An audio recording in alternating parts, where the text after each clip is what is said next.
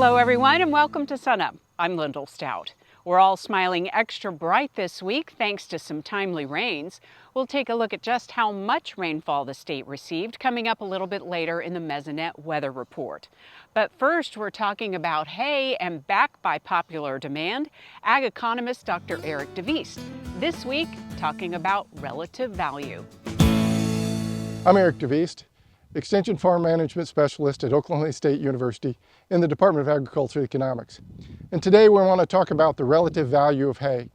About 4 or 5 weeks ago, we talked about the cost of putting up a bale of hay. So we're back here at the hay barn to talk about what's the value of hay that's being put up at different times during the summer. So if you look at the hay market this year, a quality bale of prairie hay, around 1,400 pounds, put up in July, has been running about $50 a bale, 1,400 pounds. So you can still see hay for sale like that.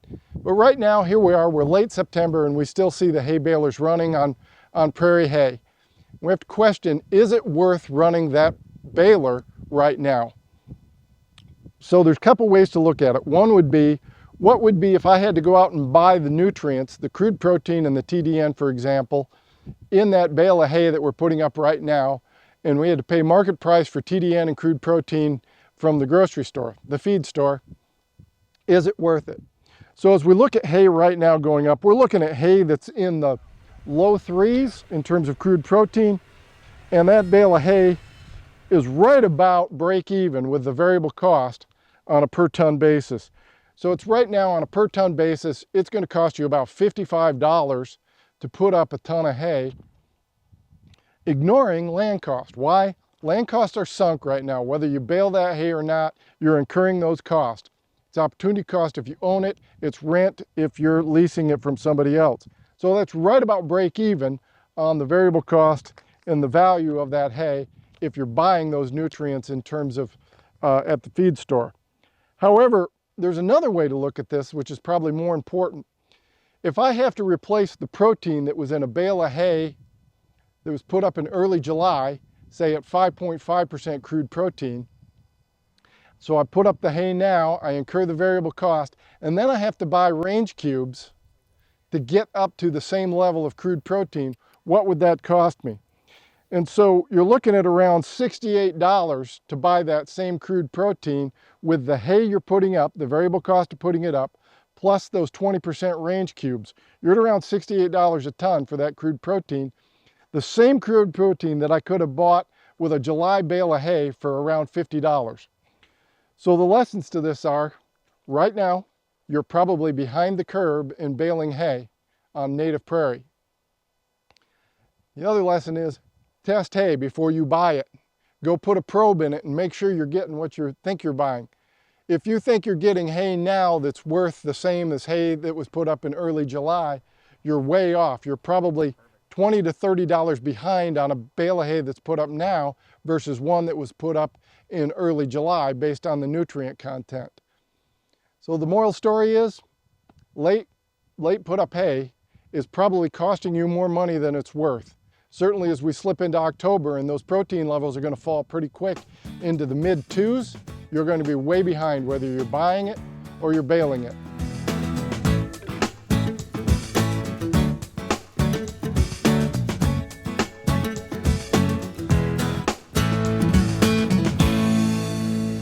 Wes Lee here, and welcome to the Mesonet Weather Report.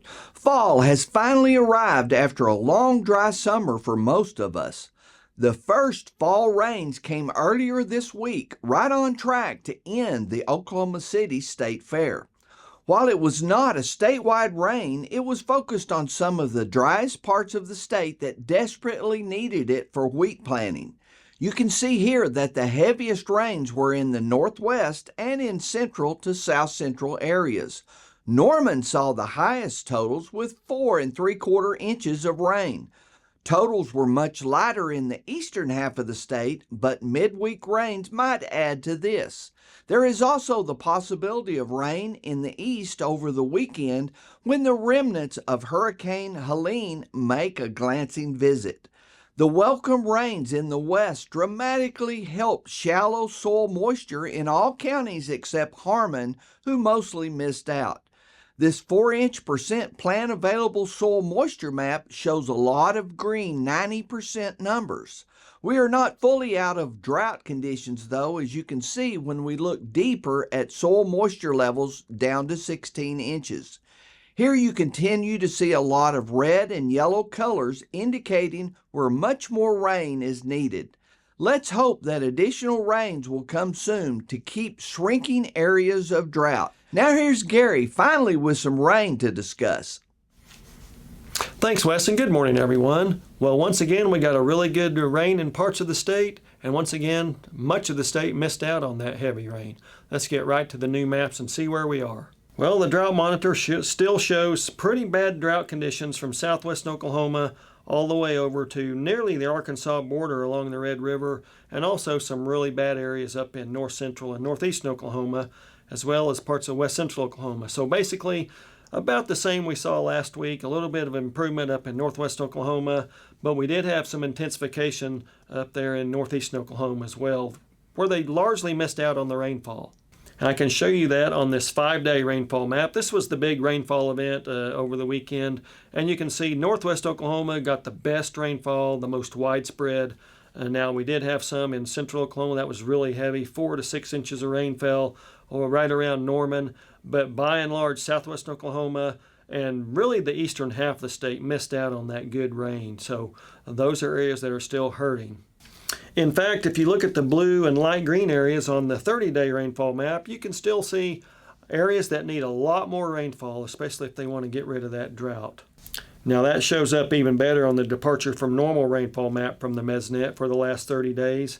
Again, you can see those heavy rains up in northwest Oklahoma, really good surplus amounts of 1 to 2 inches and a little bit more in some cases, but by and large across much of the state, 1 to 3 inches below normal. Up in far northeast Oklahoma, over 4 inches below normal in just the last 30 days. And that far northeast Oklahoma area, if you look percent of normal, of what they would normally expect this time of year over the last 30 days, 4% up in Miami of the normal rainfall they would expect over the last 30 days, and only 3% up there by Bartlesville. So much of the eastern over into west central area of the state, less than 25% of normal rainfall. Now, again, you look up in northwest Oklahoma, really good, and that's really strange because the panhandle in far northwest Oklahoma has easily been the most bountiful surpluses over the last 30 to really 120 to 180 days. We might see some rainfall from Hurricane Helene, the remnants of that. That would be in far east Oklahoma. We'll just have to wait and see if that impacts the new drought monitor map for next week. That's it for this time. We'll see you next time on the Mesonet Weather Report. Although we're happy to have received some timely rains this past week, drought, of course, is far from behind us. So this week, our OSU Extension equine specialist, Dr. Kris Hiney, has some drought management tips for horse owners, as well as some blister beetle information.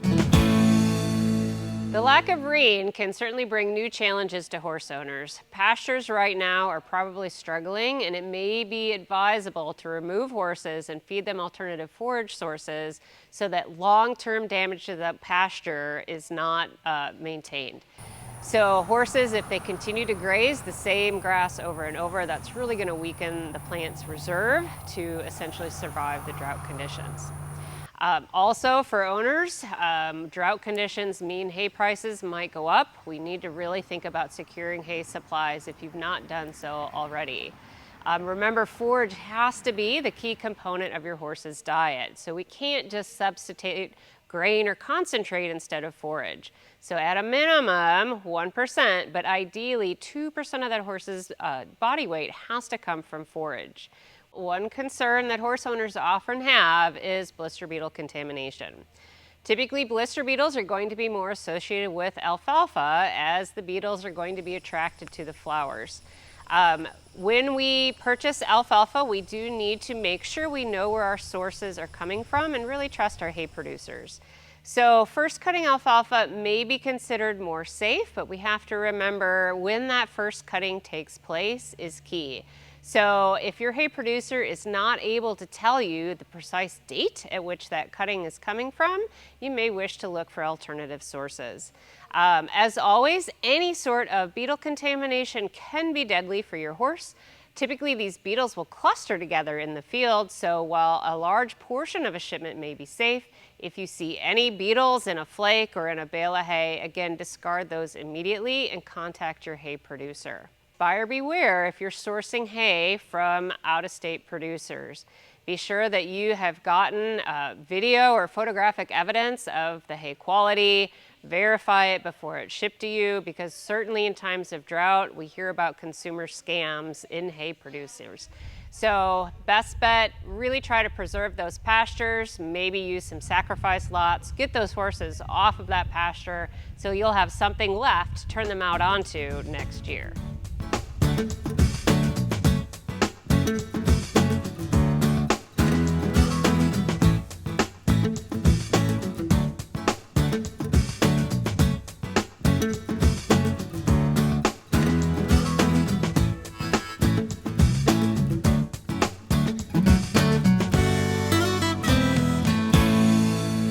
We're joined now by Dr. John Michael Riley to talk about the crop markets this week. And John Michael, since we last talked with you, the WASDE report has come out. Any big surprises there?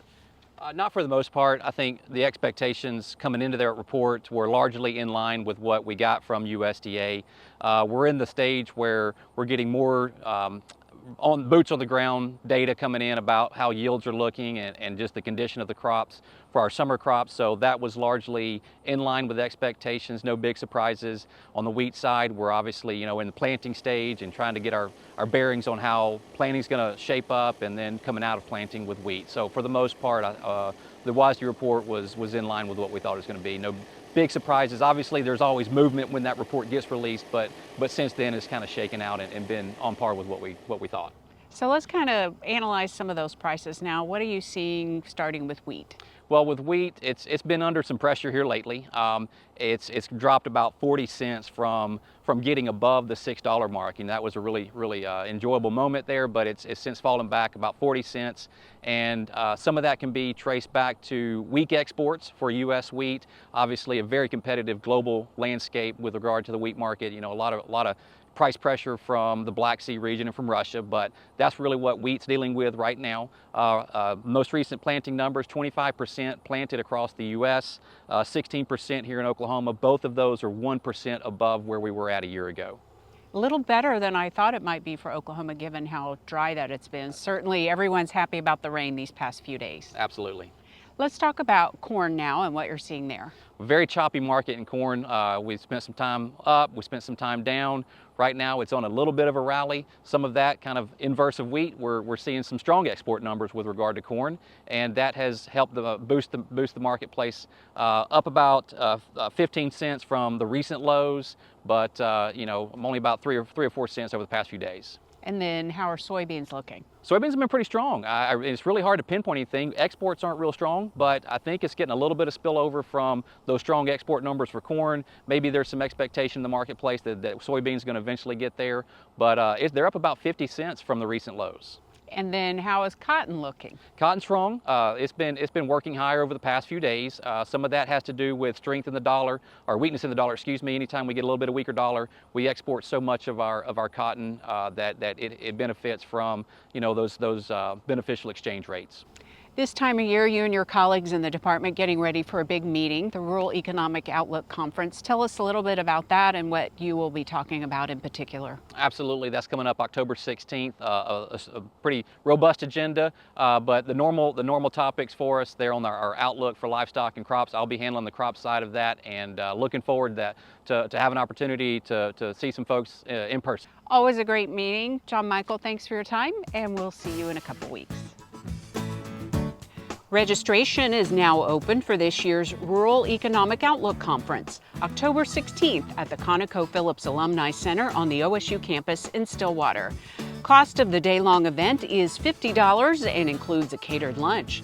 For more information and a link to register and pay online, go to sunup.okstate.edu.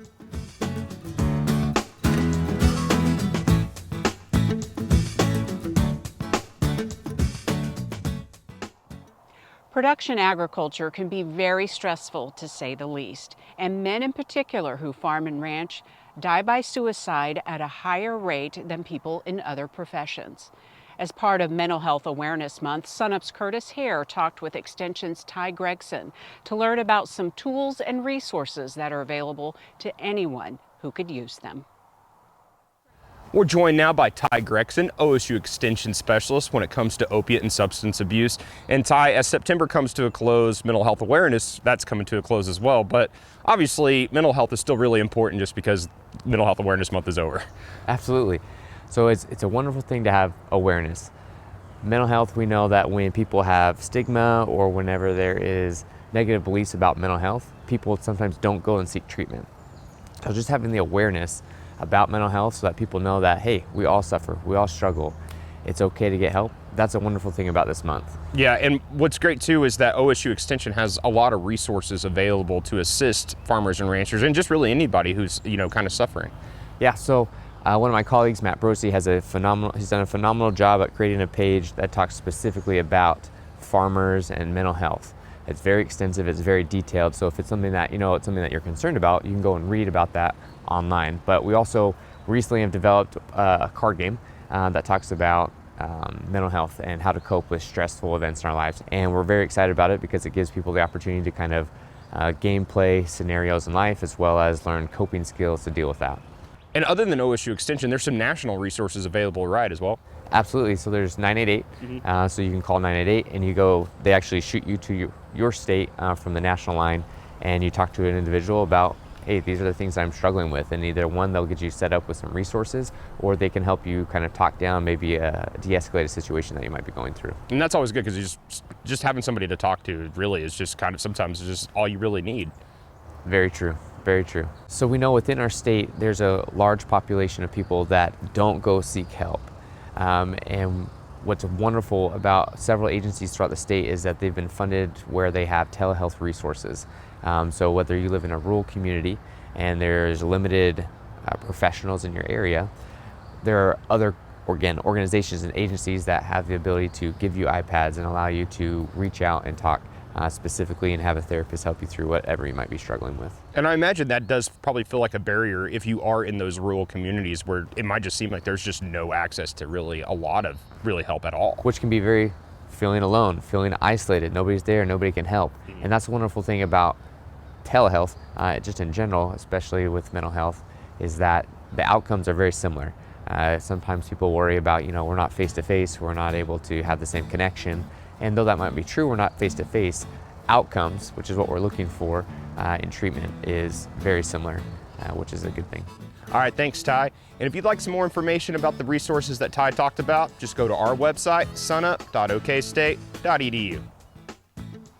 And one more reminder, Oklahoma's mental health helpline is available to anyone who needs it 24/7 by dialing 988.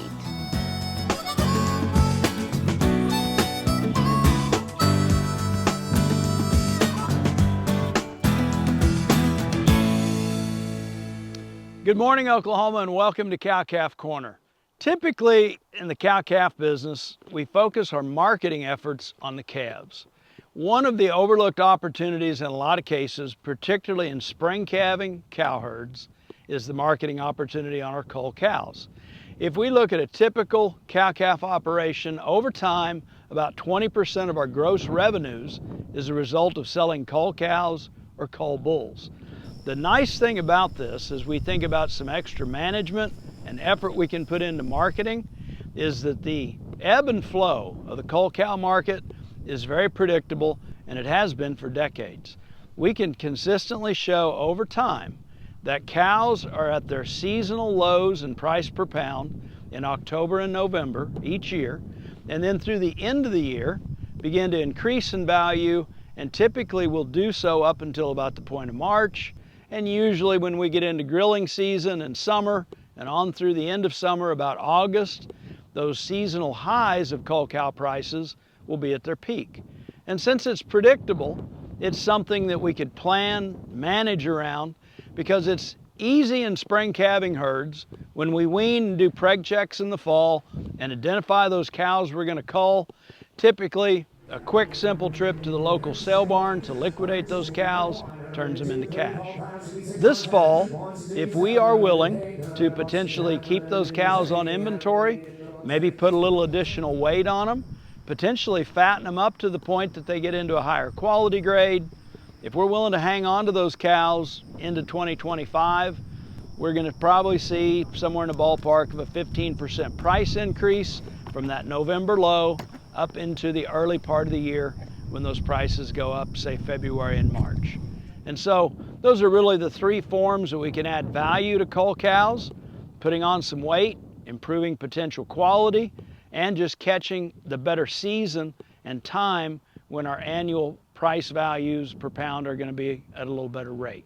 If you're a fall calving operation, typically your normal production cycle is going to be such that if you're weaning in the month of March, you're going to be identifying those cull cows and probably catching those seasonal highs in price.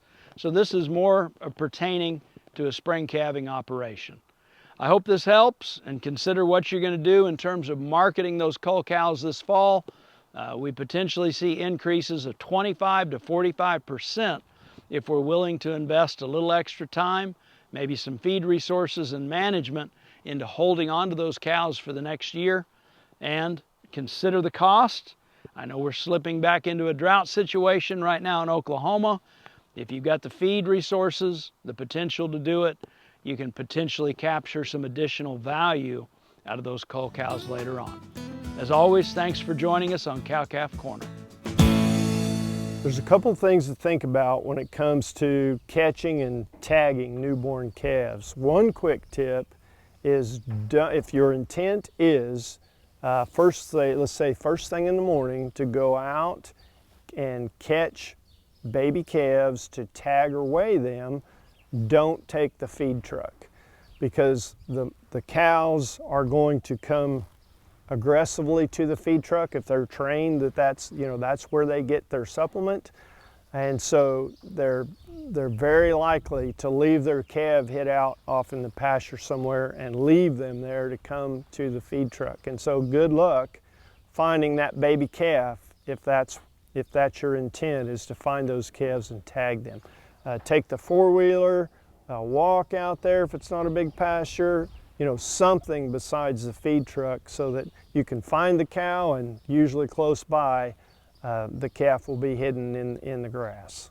So that's just one thought that might be helpful to many of you, and there will be quite a few more of these quick tips as time goes by. We just want to take a quick break in the show to tell you about a great event coming up in just a few weeks. On Friday, October 11th, the Beginning Sheep Producers Field Day will take place at the Northeast Technology Center in Afton. This event is a great opportunity for those interested in the sheep industry to find out more about this type of small livestock.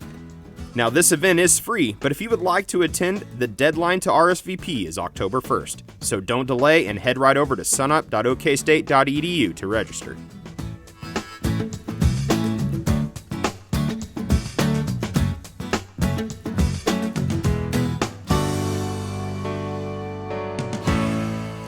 Perhaps the most upsetting thing that can happen to a pond owner is to walk down to their pond and discover that they have had a massive fish kill. In the great majority of cases, the cause of that fish kill is highly unlikely to be toxic algae. It is far more likely to be the simple lack of oxygen.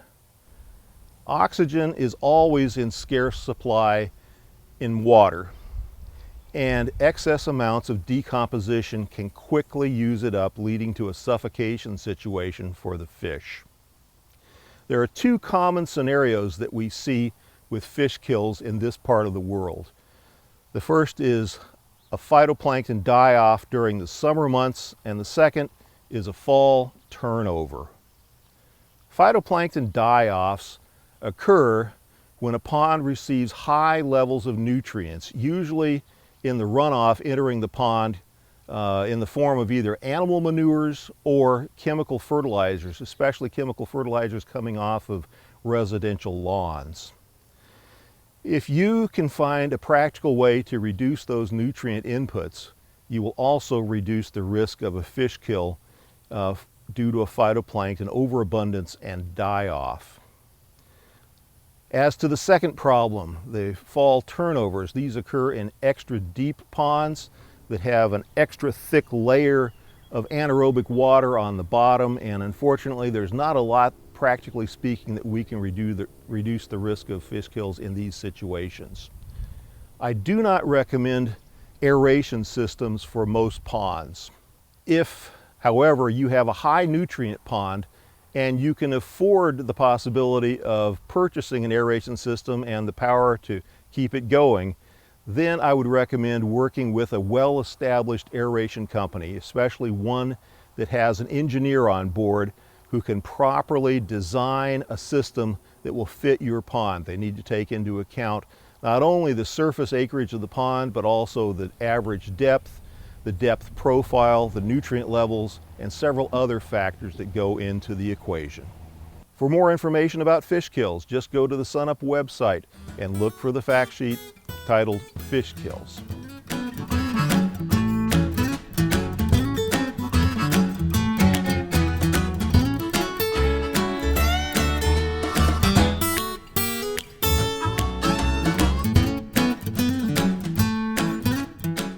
That'll do it for SUNUP this week. A reminder, you can see us anytime on our website and also stream us anytime on our YouTube channel, youtube.com/SUNUPTV.